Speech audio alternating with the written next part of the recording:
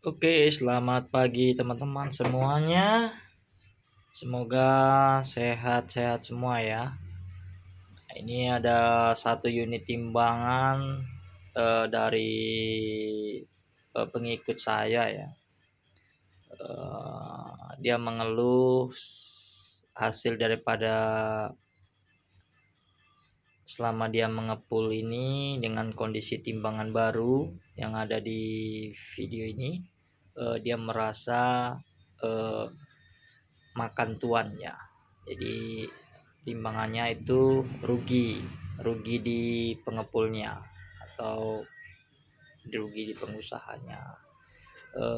Betul sekali, kondisi timbangan ini memang posisinya jarumnya kita lihat sama-sama ya, jarum atas sama bawah itu tidak menunjukkan titik apa namanya titik tengah ya, artinya itu. Nah, kita lihat nampak selisihnya ya. Dia tidak seperti ini, lihat saya gerakin ya. Nah, dia tidak seperti ini teman-temannya posisinya. Ini kalau posisi timbangan tuh memang betul-betul posisinya pas.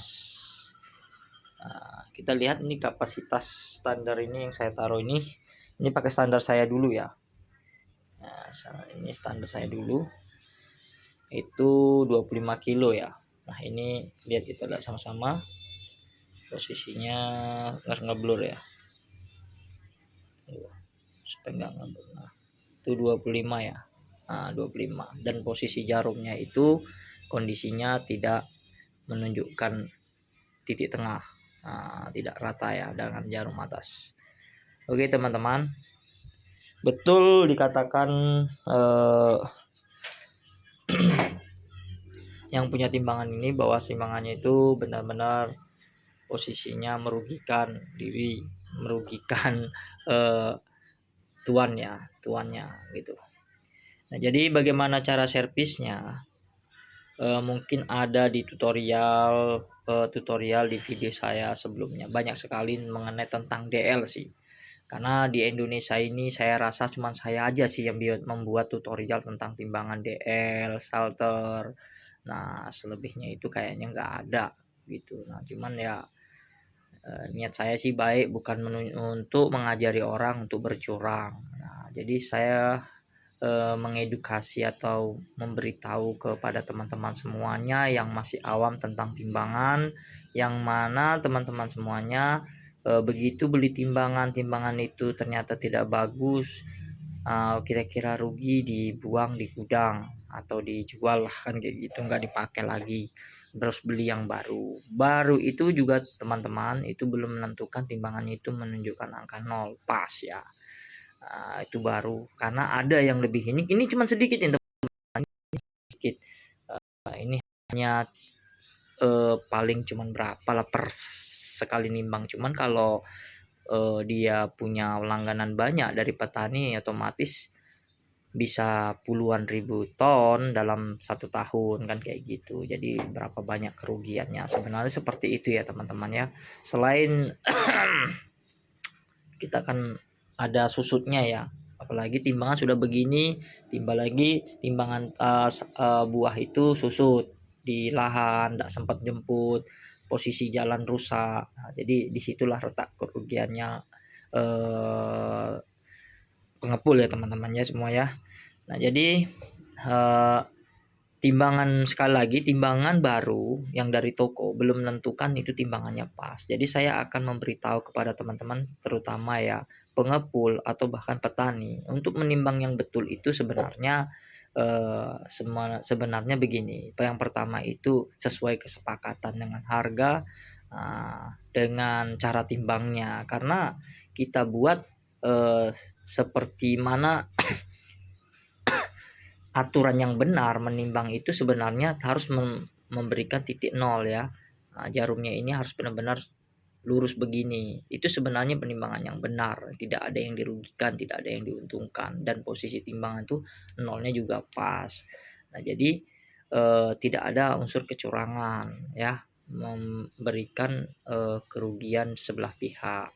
Nah, jadi kalau itu kita buat itu dengan sesuai kesepakatan. Tapi kalau di lapangan misalnya cara nimbangnya harus anget-anget begini, harus begini-begini, harus terlalu dingin kayak gitu. Nah, itu sesuai kesepakatan di lapangan ya teman-teman.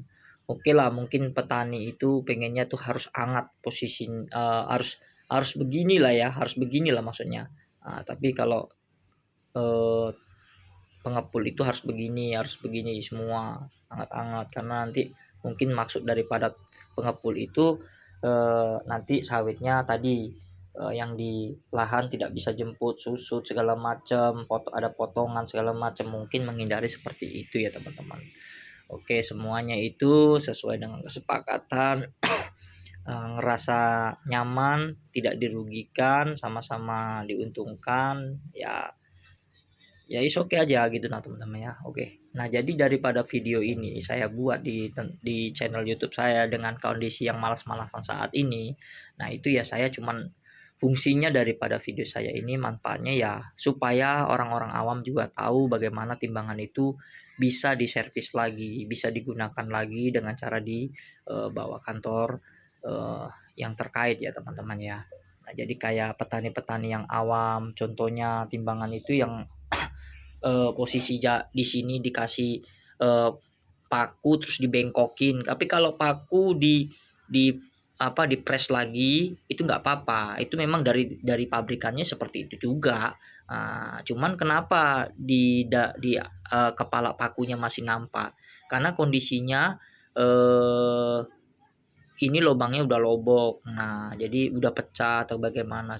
Makanya dibikinlah paku, kepalanya juga masih ada. Yang penting dipres, jangan dibengkok. Kalau dibengkok artinya itu tidak menunjukkan pas. Tapi kalau dipres masih besar kemungkinan. Nah, tergantung itu dibawa oleh pengawasan meteorologi atau enggak atau tidak ya gitu maksud saya ya. Nah, jadi itu perlu kita perhatikan. Nah, jadi banyak macam tentang timbangan ini. Dan untuk para pengepul ya dilarang juga untuk berbuat curang. Contohnya diberi behel ditambah lagi di dalam pipa ini behel ataupun magnet ataupun di dalam ini ada timah atau bagaimana gitu, atau di dalam ini diisi sesuatu benda yang lain daripada dari pabrikannya ya teman-teman ya. Jadi sebenarnya sih channel saya tuh memberi edukasi seperti itu ya. Karena gini, karena posisi saya juga lagi malasan bikin karena ada urusan lainnya teman-teman ya. Jadi mohon maaf buat teman-teman semuanya, terutama pengikut saya, subscriber saya ya. Saya jarang sekali ngupload karena saya juga jarang menerima servisan timbangan lagi. Kadang saya tolak karena saya ada kerjaan lain gitu. Oke teman-teman, semoga video saya ini bermanfaat buat teman-teman semuanya, dan ini akan saya setting lagi, dipaskan ya supaya timbangan ini layak dipakai lagi. Nah, kalau posisi seperti ini kan merugikan tuannya ya. Oke, terima kasih teman-teman, sampai di sini videonya. Jangan lupa like, komen, dan subscribe channel saya. Semoga teman-teman sehat selalu. Sampai jumpa di video saya selanjutnya.